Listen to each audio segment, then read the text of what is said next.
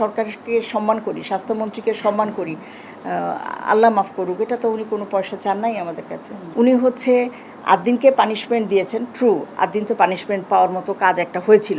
এটা এমন একটা কথা বললেন যে কথাটা আসলে মানে সরকারের জন্য বিব্রতকর, আমার জন্যও বিব্রতকর।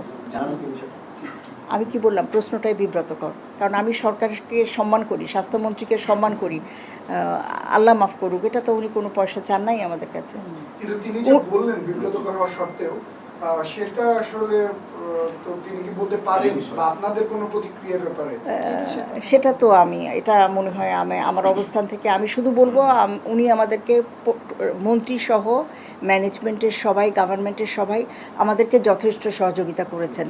এবং উনি কিন্তু একটা কথা বলেছেন, সেটা আমি মনে করিয়ে দিতে চাই। উনি বলেছেন যে দেশের টোটাল ওভারঅল স্বাস্থ্য সিচুয়েশনে উনি হ্যাপি না।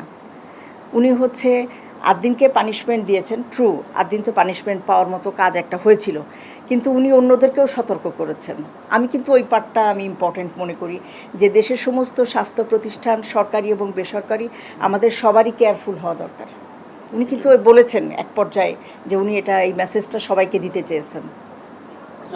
আপনাদের মনের জোরটা কোথায় ছিল? রুগীদের ভালোবাসা, আপনাদের ভালোবাসাও। ঠিক আছে, শেষ করি। ভাই শর্ত তিনটার ব্যাপারটা একটু জেনে নিই। হ্যাঁ, শর্ত তিনটার ব্যাপারে আইনের কথা বলা হয়েছে, নিয়োগের বিষয়টা।